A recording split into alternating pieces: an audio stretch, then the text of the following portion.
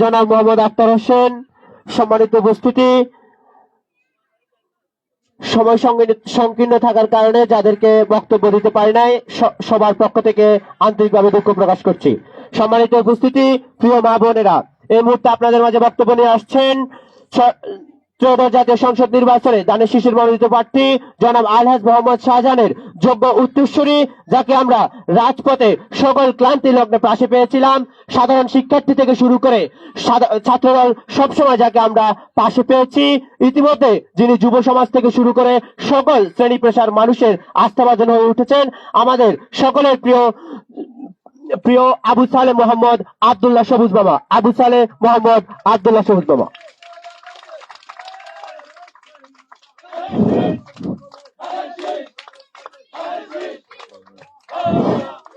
বিসমিল্লাহির রহমানির রহিম। উপস্থিত সম্মানিত অত্র অঞ্চলের নেতৃবৃন্দ এবং উপস্থিত সংগ্রামী ভাইরা, মুরব্বীগণ এবং উপস্থিত আজকে যাদেরকে ঘিরে অনুষ্ঠানের আয়োজন, সে মা বোনেরা, আসসালামু আলাইকুম। প্রথমে আমি আপনাদের প্রতি কৃতজ্ঞতা জানাই যে আপনারা আমার পিতা মোহাম্মদ শাহজাহানকে সে 1991 সাল থেকে পরপর 4 বার ভোট দিয়ে এমপি বানাইছেন না? কারণ আপনারা ভোট না দিলে এমপি হইতো না। যার বদলতে ওনাকে বেগম খালেদা জিয়া খুশি হয়ে ওনাকে জাতীয় পর্যায়ে নেতা বানাইছে, ঠিক না? এটার 100% অবদান আপনাদের। ওই জন্য আপনাদের প্রতি কৃতজ্ঞতা জানাই এবং সাথে সাথে আপনাদের প্রতি শ্রদ্ধা জানাই। উনি গতবার এই সময় খুব অসুস্থ ছিল না? আপনাদের মনে আছে কিনা? এই জানুয়ারি মাসে উনি এই সময় আইসিইউতে ছিল এবং ডাক্তাররা এক প্রকার আশা ছেড়ে দিয়েছিল, আমাদেরকে বলে দিয়েছিল মানসিকভাবে প্রস্তুতি নেওয়ার জন্য। কিন্তু এই আপনাদের এখানেরও একজন আমার সাথে ছিল, জানেন, আপনাদের দোয়ায় এবং আপনাদের সে দোয়া, আপনারা সবাই মসজিদ, এই প্রত্যেকটা মসজিদ মাদ্রাসায় দোয়া হয়েছে এবং মা বোনেরা বাড়ি ঘরে তাহাজ্জুদ নামাজ পড়ে দোয়া করেছে, কেউ কোরআনও খতম করেছে এবং অনেকে রোজাও রেখেছে ওনার জন্য। সেই দোয়ায় আল্লাহ ওনাকে আজকে সুস্থ করে দিয়েছেন এবং উনি এখন আপনাদের কাছে, আপনাদের এখানে জনপ্রতিনিধি হওয়ার জন্য মনোনীত হয়েছেন বিএনপি কর্তৃক দানের শীষ প্রতীক নিয়ে এবং উনি ভোট করছেন আপনাদের। আর তার উসিলায় আমি আপনাদের কাছে এসেছি ভোট চাইতে। ওই জন্য আমি আপনাদের প্রতি শ্রদ্ধা নিবেদন করছি এবং আমাদের পরিবারের পক্ষ থেকে কৃতজ্ঞতা প্রকাশ করছি। কারণ আমরা দৃঢ়ভাবে বিশ্বাস করি এই অঞ্চলের মানুষের দোয়ার কারণেই উনি আজ আমাদের মাঝে আছেন। এই জন্যই আমরা কৃতজ্ঞতা, আমাদের পরিবেশ চিরকৃতজ্ঞ আপনাদের নিকট। আর মোহাম্মদ শাহজাহান কে, এটা তো আপনারা চিনেন না? আপনাকেও তো লোক নাকি চিনেন? তো কোন সময় কি এই এমন হয়েছে যে মোহাম্মদ শাহজাহান যখন এমপি আসেন না, তখন আপনারা দেন না? এতদিন দেখছেন না? 20 বছর তো এমপি নাই, কিন্তু আপনারা কি এখন তাও তো কোন আঙ্গ এমপি কন না? কিনলে কন? কারণ উনি সব সময় আপনারও লগে আছে। কারণ যখন দেখেন যে আছে, কারণ অন্যান্য এমপি করে দেখছেন কি, যে কদিন এমপি আছে হয়তো কদিন টুকটাক আইয়ে, আর যে সময় এমপি নাই এই সময় আর এত করে দেন না কোনোদিন। এটাই তো। আর ওনাকে সবসময় দেখছেন বলে আপনাদের বলেন যে আমাদের এমপি, এটা বলেন না? ইনশাআল্লাহ যাতে এখন আপনাদের এমপি, এখন তো দেশে এই গত 17 বছর তো আপনারা ভোট দিতে নাচেননি। গত কত বছর আপনাকে ভোট দেন লাগছেনি? ভোট ছাড়া মেলা মানুষ এমপি হয়েছে না? ভোট লাগছে? লাগে নাই। কিন্তু বাংলাদেশ জাতীয়তাবাদী দল বিএনপি বিশ্বাস করে ভোটের মাধ্যমে আপনাদের ভোট ছাড়া বিএনপি ক্ষমতা যাওয়ার কোনো উপায় নাই। এটা বাংলাদেশ জাতীয়তাবাদী দল বিএনপি বিশ্বাস করে। সেই বিশ্বাসের কারণেই আমরা সব সময় গত 17 বছর ছাড়াও পূর্ব কয়েকটা সময় আমরা সংগ্রাম করে গিয়েছি মানুষের অধিকার, ভোট অধিকার পাওয়ার জন্য। যে ভোট অধিকার পাওয়ার সংগ্রাম করতে গিয়ে জানেন আমাদের নেত্রী নির্মম নির্যাতনের শিকার হয়েছেন। উনি ওনার একটি সন্তানও হারিয়েছেন না? মারা গেছেন আমাদের কোকো সাহেব, কোকরমন মারা গেছে না? হ্যাঁ, উনি ওনার একটি সন্তানও হারিয়েছেন। আর একটি সন্তানকে দীর্ঘদিন দেখতে পারেন নাই, নির্বাসনে ছিল। যে সন্তান আল্লাহর রহমতে নিজের যোগ্যতা প্রমাণ দিয়ে এখন আমাদের নেতৃত্ব দিচ্ছেন, সে তারেক রহমান, ঠিক না? আর উনি যে আমাদের এই অধিকার রক্ষা করতে গিয়ে ওনাকে বারবার বলা হয়েছে এই আন্দোলন ছেড়ে দিয়ে বিদেশ চলে যান, কিন্তু না গিয়ে উনি কারাবরণ করেছে না? কারাবরণ করেছে এবং দীর্ঘ 6 বছর উনি কারাবরণ করেছে। সেই কারাবরণের সময় স্লো পয়জিং দিয়ে ওনাকে অসুস্থ করা হয়েছে, যে কার বদলতে উনি আর সুস্থ হতে পারেন নাই এবং উনি আর এই আমাদের মাঝে নির্বাচন পর্যন্ত টিকে নাই, মারা গেছেন, ঠিক না? তো আজকে তো অনেকে রোজা রাখছেন না, অনেক মা বোন রোজা আছেন, অবশ্যই আছেন, কারণ সবরাতের পরে 2 দিন রোজা রাখে সবাই, সে অনেকে রোজা রেখেছেন। তো আপনারা যারা রোজা রেখেছেন বা রাখেন নাই, সবাই একটু নমাজ পড়ে বা ইফতারের পরে আমাদের নেত্রীর জন্য দোয়া করবেন, আল্লাহ যাতে ওনাকে জান্নাতের সর্বোচ্চ মোকাম জান্নাতুল ফেরদৌস দান করে। করবেন তো? করবেন, জি। এখন আপনাদের এই যে নেতা মোহাম্মদ শাহজাহানকে যে নির্বাচিত করেছে, দল আপনাদের কাছে নির্বাচনের জন্য পাঠিয়েছে, ওনাকে তো দল তো যোগ্য মনে করছে, আর আপনারা যোগ্য মনে করেন কিনা? করেন? কে কে যোগ্য মনে করেন? আচ্ছা, তাহলে ইনশাল্লাহ আপনারা সব ওনাকে যোগ্য মনে করেন। এখন কেন যোগ্য মনে করেন? কারণ উনি ওনার অতীতে কোন কর্মকাণ্ডে উনি অসৎ, এটা তো প্রমাণ করতে পারে না কেউ। পারছে? 17 বছর আওয়ামী লীগ অনেক চেষ্টা করছে, পারছে? পারে নাই। এবং ওনার প্রতিপক্ষ যে দল এখন মাঠে ভোট চাইতেছে আপনাদের কাছে, তারাও কেউ কোনোদিন বলতে পারবে না মোহাম্মদ শাহজাহান কোন অন্যায় করছে, বলতে পারবো? পারবে না। কোন অসৎ কাজ করতে বলতে পারবো? পারবে না। তাহলে ওই জন্য উনি একজন সৎ প্রার্থী, এটা তো সত্যি। এখন যোগ্যতা যার প্রমাণ, নোয়াখালীতে একটি ইউনিভার্সিটি উনি স্থাপন করছে না, নোয়াখালী প্রযুক্তি বিশ্ববিদ্যালয় আপনার বাড়ির পাশে, তো হ্যাঁ আপনাদের ইউনিয়ন আপনার বাড়ির পাশে, এবং এইটা কিন্তু একটি অনেক বড় স্থাপনা করছে না। তারপর নোয়াখালী জেনারেল হসপিটাল, এটা ছোট্ট একটি হসপিটাল ছিল, একটি পুরো 3 তলা ভবন ছিল শুধু, এটাকে 250 বেডে করছে না? করছে। এবং এই অঞ্চলের রাস্তাঘাট বলতে কি ছিল সেটা আপনারা সবাই জানেন, কি রাস্তা ছিল।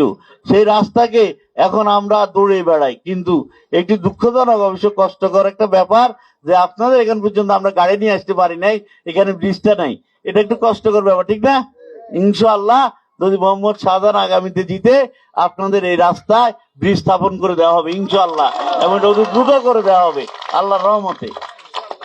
এটা একটি আমার থেকে মনে হয়েছে এটা একটি আমাদের জন্য কষ্টকর ব্যাপার, ঠিক না? এই যুগে হ্যাঁ। আর হইলো আপনাদের, এবার আমি বলি যে আপনারা যে বিএনপি কে ভোট দিবেন, বাংলাদেশ জাতীয় দলকে দিবেন না, দিতে হইলে তো কেন ভোট দিবেন, এটা একটা কথা আছে না, বলতে হবে না আরেকজনকে, কারণ আপনারা ভোট দিবেন তো চলিয়ে আছেন, কিন্তু যারা আইয়ে ন, যারা আসে নাই তাদেরকে বলতে হবে না ভোট দিতে হবে। তাহলে ভোট দিতে কি বলতে পারবেন? মোহাম্মদ শাহজাহান সৎ এবং যোগ্য প্রার্থী, ঠিক, এবং আমাদের এই অঞ্চলের সকল রাস্তাঘাট সবকিছু চিনে, ঠিক না? অন্য লোকে প্রার্থী চিনে না, ঠিক আছে? মোহাম্মদ শাহজাহান সততার পরীক্ষাও পাস, ঠিক না? কারণ এই অঞ্চলে কারো চাকরি দিয়ে টাকা নেয় নি, তো নিচে কেউ বলতে পারবেন? কাউকে কোনো উন্নয়ন কাজের জন্য টাকা নিছে বলতে পারবেন না, তাইলে ওই পাস। এখন বিএনপি তো পাস করতে হবে, ঠিক না আপনার কাছে? কারণ অন্যরা তো ব্যস্ত দিবকে চলি দেয়, যেটা আল্লাহ ছাড়া আর কে দিতে চাইতো না, কিন্তু বিএনপি তো পাস করতে হইব। বিএনপি একটা কিছু দিতে হবো না আপনাদের কাছে, আপনাদের পাস করার আগে করতে হবে।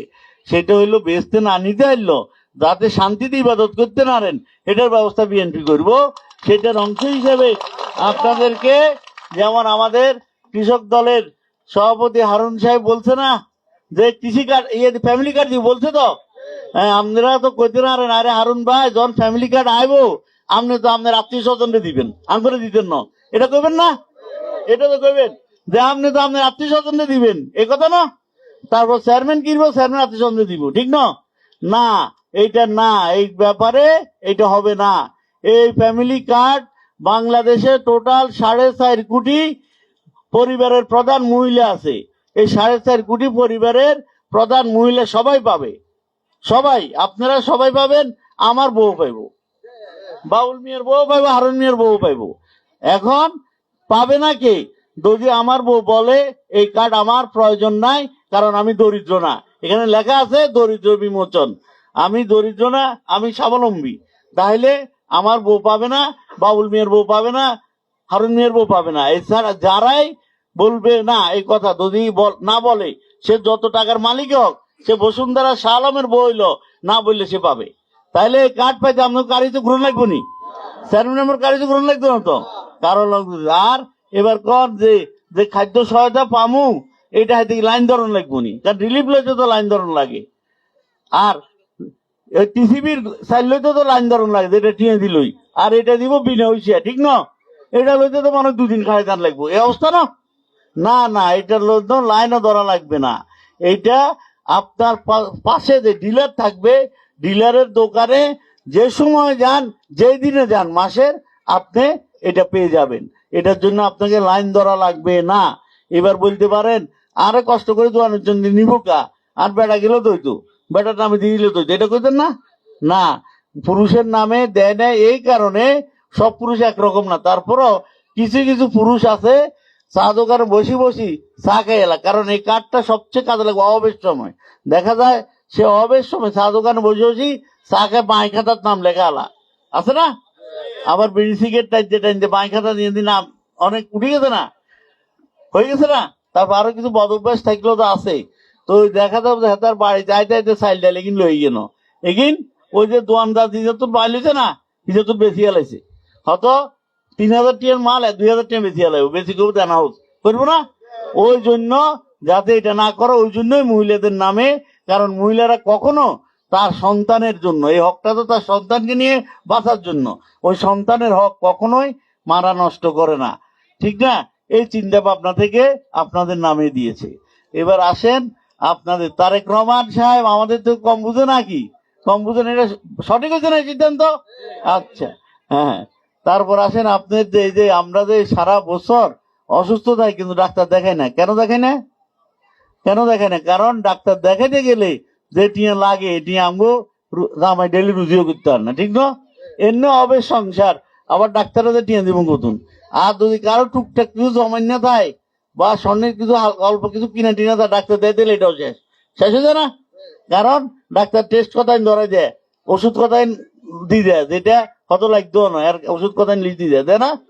তো সেই টাকা যাতে না লাগে, সে অন্যায় যাতে আপনার উপর না হয়, সেই সমস্যা যাতে আপনি পড়তে না হয়, কারণ স্বাস্থ্য, সুস্বাস্থ্য এবং স্বাস্থ্যসেবা আপনার অধিকার, এটা রাষ্ট্র বাধ্য আপনাকে করে দিতে। সেই বাধ্যকতার চিন্তা করে আমাদের নেতা তারেক রহমান সাহেব একটি পরিকল্পনা করেছেন, আপনাদের পছন্দ হওয়ার কথা, এবং আপনার এর সুবিধাভোগী হবেন। সে পরিকল্পনা কি? সেই পরিকল্পনা হইল আপনার প্রত্যেকটা ইউনিয়নে মাতৃসেবা স্বাস্থ্য সেবা কেন্দ্র থাকবে। স্বাস্থ্য সেবা যেখানে গেলে সবাই সকল প্রকার স্বাস্থ্য সেবা পাবেন বিনামূল্যে, এটা বিনামূল্যে দেবে, সরকারি ভাবে থাকবে, যেটা বিনামূল্যে পাবেন। কিন্তু যাওয়া তো একটা ঝামেলা আছে, আছে না? আর সবসময় আমদানি, ওই জন্য প্রত্যেকটা ওয়ার্ডে একজন করে মহিলা স্বাস্থ্যকর্মী নিয়োগ দিব। মহিলা স্বাস্থ্যকর্মী নিয়োগ দিব, কারণ কি, পুরুষ ইচ্ছা করলে যে কোনো সময় স্বাস্থ্যকেন্দ্র চলে যেতে পারে না, মহিলা অনেক সময় যাইতে পারে না। আর মহিলা মেল অসুখ হলে যাইতে চাইলে হরিক কাম চলবো ইয়েলে চলে যায়, একথা বলে না? বলে যে বউ কাম চোর ইয়েলে চলে যেত স্যার, এটা বলে তো অনেক সময় শাশুড়ি। ওই জন্য মহিলাদের স্বাস্থ্য সেবার জন্য স্বাস্থ্যকর্মী আপনার বাড়ির দরজায় আসবে। আপনি যখন অসুস্থ হবেন আপনি ফোন করবেন, যেমন এখন 999 টিপেন না, এরকম একটা নম্বর থাকবে, নম্বরে ফোন করবেন, স্বাস্থ্যকর্মী আপনার বাড়িতে এসে আপনার স্বাস্থ্য দেখে যাবে। আপনার কি ওষুধ লাগবে সেই, যদি বাড়িতে বসে সম্ভব হয় সেই ওষুধ সে বিনা পয়সায় দিবে। আর যদি এমন হয় যে যে রোগটা আপনার সারা জীবন হয় না, এরকম রোগ আছে না, ডায়াবেটিস, প্রেশার, এরকম রোগ আছে না, যেটার ওষুধ সারা জীবন খান লাগে, সেরকম রোগ হলে সরকার বিনামূল্যে সারা বছর আপনাকে সে ওষুধ দিয়ে যাবে। আর এছাড়া কঠিন কোনো রোগ হলে, যেটার জন্য অপারেশন করা দরকার, চিকিৎসা করা দরকার, কঠিন রোগ আছে না, হাসপাতালে ভর্তি হওয়া দরকার আছে, এরকম এরকম রোগ হলে সেই স্বাস্থ্যকর্মী সেটা তার উপরস্থ কর্মকর্তাদের সাথে যোগাযোগ করে সুনিশ্চিত করবে। যদি আপনাকে মাইজি হসপিটাল নিয়ে চিকিৎসা হয়, সে মাইজি হসপিটালে নিয়ে যাবে। যদি আপনাকে ঢাকা নেওয়া লাগে সে ঢাকাও নিবে, এবং এটা যদি আপনাকে অ্যাম্বুলেন্সে করে নেওয়া লাগে, সে অ্যাম্বুলেন্সটাও সরকার আপনাকে ফ্রি দিবে। তাইলে আপনার উপকার হবো নি, এবং আপনাকে ওইসে বাঁচবো নি, শরীর ভালো থাকলে মন ভালো থাকবো নি। আর হেডবক লাগলে যেহেতু খারাপ ব্যবস্থা আছে, আরো আরো ভালো লাগবেন, সুখে থাকবেন নি, থাকবেন না? সেই সুখে থাকা, শরীর ভালো থাকা, মন ভালো থাকা দিয়ে ইনশাল্লাহ ইবাদত করলে আমল নামা বৃদ্ধি পাইব, সে আমল নামাতে যাতে বেঁচতে যাইতে পারেন, সেই জন্য আমাদের এই প্রয়াস, এই চিন্তা ভাবনা। এবার আসেন যে এগিন তো কইছি, কিন্তু আপনার ইয়ে তো করতে হইব, এই ইবাদত যে করবেন, ইবাদতটা তো সঠিকভাবে জানতে দেবো না, বুঝতে হইব এটা কে কয়, এটা কার্টুন জানে, মসজিদের ইমাম মুয়াজ্জিন তো, ঠিক না? ইমাম মুয়াজ্জিন থেকে তো জানেন। এখন ইমাম মুয়াজ্জিনরে তো বেতন দেন না, এলাকাম কিন্তু ওয়াজও বাড়ো না, কারণ ওয়াজ বাড়িতে কষ্ট। কারণ হইলো ওই যে ইমাম মুয়াজ্জিন রে হয়তো দেখা যায় যে এলাকায় একজনে সুদের ব্যবসা করে, হাতে যায় কিছু হাদিয়া দেয়, তো হাদিয়া দিলে ইমাম, এই ইমাম সুদের ভিতরে কথা কইব নি, কইব? তারপর দেখা যায় একজন আছে সরকারি চাকরি করে, হাতে খা ঘুষ, আছে না? তো হাতে হয়তো ইমাম রে ঈদের সময় 1000 টাকা দিয়ে লাগছে, 10,000 টাকা দিছে, কারণ ইমাম তো কষ্ট আছে, টিয়া লাগবো তো লইতে হইব, তো লইলে হাতে ঘুষের ভিতরে কথা কইব নি ইমাম, কইতো না। তারপর দেখা গেছে হোলাইকে এমনি সন্ত্রাসী করে, চাঁদাবাজি করে, হিজে ইমামরে দেখলে 500 টাকা দিছে, ইমাম সাহেব তখন সন্ত্রাস আছে তাদের কথা কইব নি? বলবে না। না বললে এই যে আপনার এই বাচ্চা ছেলেগুলো মসজিদে যায়, হুজুরদের কাছে পড়ে, মুক্ত পড়ে, সে জানবে যে কোনটা হারাম কোনটা হালাল, জানবে? জানবে না। দেখা যায় মদ একজন মদ খাওয়ার নিষেধ, এটাও তো করতো না, তো জানবে? জানবে না। সেজন্য যাতে সঠিক ইসলামিক কথা বলতে পারে, সঠিক ইমামের সঠিক রাস্তা বলতে পারে, হারাম হালাল সঠিকভাবে ব্যাখ্যা দিতে পারে, সেই জন্য ইমামদেরকে উনি রাষ্ট্রীয়ভাবে সম্মানের বাতা দিবে, যাতে কোনোভাবে কারো মুখাপেক্ষি হওয়া না লাগে ইমামকে, কে কি হাদিয়া দিবে এটার জন্য, যাতে উনাকে কারো অপেক্ষা থাকতে না হয়। উনি যে পরিমাণ সম্মানী রাষ্ট্র থেকে পাবে, তা দিয়ে যাতে ওনার পরিবার সুন্দরভাবে আত্মসম্মানের সহিত আপনার পরিবারের মতো চলতে পারে। তাইলে আর কইব নি এই তন্ত্র সব কথা কইব না। তখন এই শিক্ষাটা অর্জন করবে এবং আমরা সঠিকভাবে ইসলামিক আইন কানুন পালন করে ইবাদত করতে পারবো, ঠিক না? ঠিক। এবার আসেন, কৃষি কার্ডের কথা তো বলছে না? বলছে, কারণ এই কৃষি কার্ড দিয়েই আপনি, কারণ এই কৃষি কার্ডে কি থাকবে এটা একটু বলে না উনি সঠিকভাবে, আমি তাও বলেছি।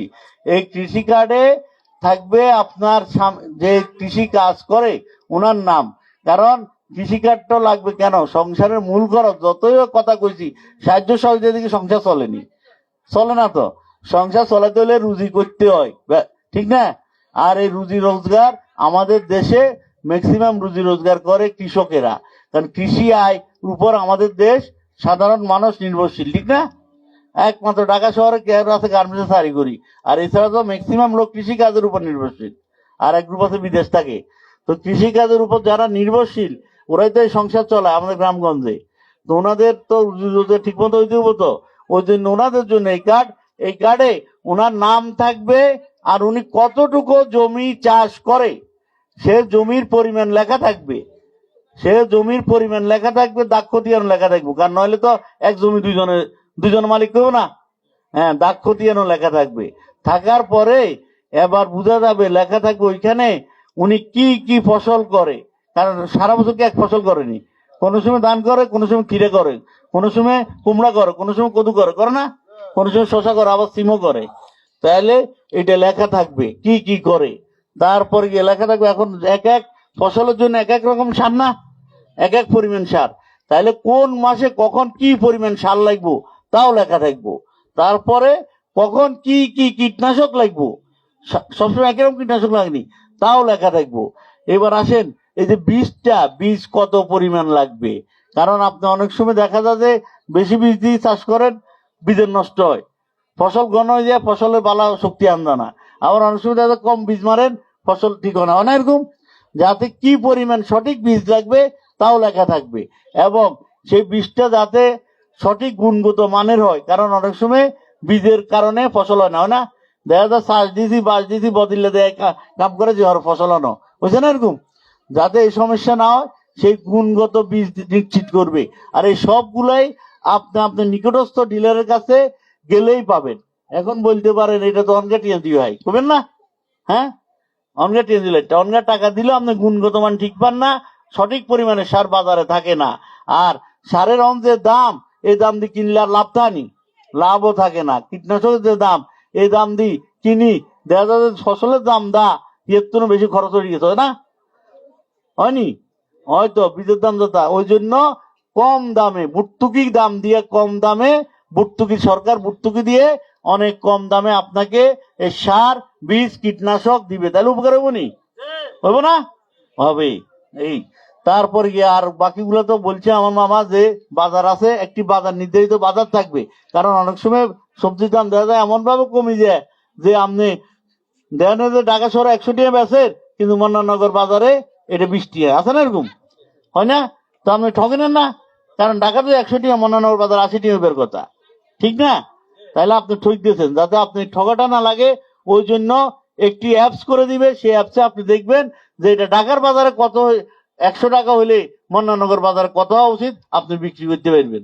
আর যদি কোনো কারণে দেখেন যে বিক্রি হয় নাই, অনেক এরকম হলে কি এখানে হালা দিবেন নি, পৌঁছালেবেন না, ওটার জন্য মিনি কোল্ড স্টোরেজ করে দিবে সরকার জায়গায় জায়গায়। এখন যেমন আলু রাখে না কোল্ড স্টোরে, ওই রকম আপনি সবজি রাখতে পারবেন। আপনার সবজি এখনকার মতো আর পচে যাবে না।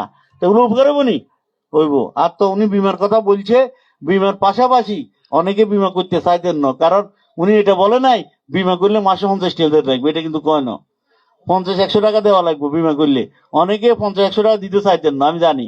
আছে না? দিতে চাইতেন না। তো তাদের জন্য বিনা সুদে কৃষি ঋণ আছে, মানে আপনি কোনো টাকা সুদ দেওয়া লাগবে না। আপনি যদি 10,000 টাকা লোন লন, 10,000 টাকায় আবার ফেরত দিবেন। আপনাকে 10,100 টাকা দেন লাগতো না। এটা উপকার হইব নি? হইব। আর একটা লাভ হইব, যারা অনগা কয় আপনাদের ইসলামের কথা, এতারা তো ব্যাংক দিয়ে সুদের ব্যবসা করে। এটা দিয়ে আপনি সুদমুক্ত জীবন হইব, যেটা সুদও কিন্তু হারাম, ঠিক না? ইনশাআল্লাহ এটা মনে রাখবেন। আর একটা ব্যাপারে আমি আমার বক্তব্য শেষ করে নিচ্ছি, কারণ আপনারা ইফতারও করে রোজা রাখছেন। আর একটা ব্যাপারে একটু সতর্ক থাকবেন, যে দেখবেন আপনাদেরকে অনেকে আপনাদের বিকাশ নম্বরে টাকা পাঠাবে বলে বিকাশ অ্যাকাউন্ট নম্বর চায় না?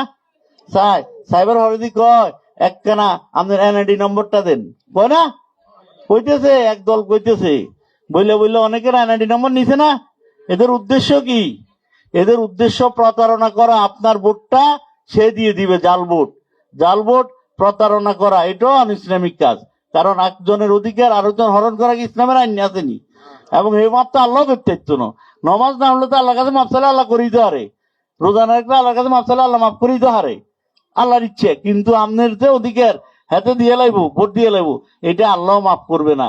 এগুলোর থেকে সতর্ক থাকবেন, যাতে আপনার অধিকার আরেকজন ছিনিয়ে না নিতে পারে, এই ব্যাপারে সচেষ্ট থাকবেন। আর ভোর 6টা বাজে আপনার ভোট কেন্দ্র চলে যাবেন, যারা এনআইডি নম্বর দিয়ে লেছেন। অনেকে দিয়ে লেছেন না, আপনি তাড়াতাড়ি ভোর 6টা বাজে কেন্দ্র চলে যাবেন। আপনি ভোট দিয়ে লাইলে আর হাতে দিতে হতো না। ভোট যদি দিয়ে এলে আপনার বিরাট লস। এটা আপনার অধিকার। আপনার একজনকে ভালোবাসে ভোট দিতে যাবেন, আরেকজনের ভোট দিয়ে এলাম আরেকজন, ক্ষতি হবে না আপনার। ওই জন্য আপনারা যারা এনআইডি নম্বর দিয়ে দিয়েছেন ইতিমধ্যে, তারা সবাই ভোর 6:30 বাজে কেন্দ্রে যাবেন। আর ইনশাআল্লাহ এই যে সুবিধাগুলো বলছি, এগুলো লাগবে নি, দরকার আছে নি? দরকার থাকলে এখন কিছু পাইতে হলে কিছু দিতে হয়তো। দরকার থাকলে আপনারাও বাংলার জাতীয়তাবাদী দল বিএনপির মার্কা দানের শীষে আপনাদের এই নেতা, আপনাদের অভিভাবক মোহাম্মদ শাহজাহানকে দানের শীষ মার্কায় ভোট দিবেন নি? দিয়ে ইনশাআল্লাহ জয়যুক্ত হবেন তো? তো আশা করি ইনশাআল্লাহ 12 তারিখ ভোরবেলায় আপনি নিজে এবং আপনার আশেপাশে যে জন আছে, আপনার বোন হোক, ভাই হোক, আপনার শাশুড়ি হোক, শ্বশুর হোক, প্রতিবেশী হোক, সবাইকে নিয়ে 6 তারিখ 6:30 থেকে 7টার ভিতরে আপনারা কেন্দ্রে হাজির হইবেন। হইয়া নিজের ভোটটা নিজে দিয়ে আসবেন, যাতে আপনার ভোট আরেকজন না দিয়ে দিতে পারে। কারণ আমরা বিএনপি জাল ভোটও চাই না, আমরা বিএনপি কাটা ভোটও চাই না। আমরা বিএনপি ভোটের মাধ্যমে নির্বাচিত হইতে চাই, যে ভোট আপনার ভোট, আপনি দিয়ে আমাদেরকে নির্বাচিত করবেন। এই বলে আমি আমার বক্তব্য শেষ করছি। পরিশেষে আপনাদেরকে এই সময় কষ্ট দিয়ে আনার জন্য আমি ক্ষমা প্রার্থনা করছি, এবং সাথে সাথে আপনাদের কাছে কৃতজ্ঞতা জানাচ্ছি যে আপনারা আপনাদের গৃহস্থলী কাজ রেখে আপনারা এখানে হাজির হয়েছেন। এই জন্য আপনার প্রতি কৃতজ্ঞতা জানাই, এবং আপনাদের যে পুরুষরা আপনাদেরকে নিয়ে এসেছে তাদের প্রতি কৃতজ্ঞতা জানাই, তারা আপনাদেরকে নিয়ে আসার জন্য। আর আপনাদের অনেকেরও পুরুষ আসে নাই বা আমরা বলি নাই, ওনাদেরকেও আমার সালাম দিবেন এবং কৃতজ্ঞতা জানাবেন যে আপনাদেরকে আসতে দেওয়ার জন্য। এই বলে আমি আমার বক্তব্য শেষ করছি। আল্লাহ হাফেজ। বাংলার জিন্দাবাদ, বাংলার জাতীয়তাবাদী দল জিন্দাবাদ। আসসালামু আলাইকুম।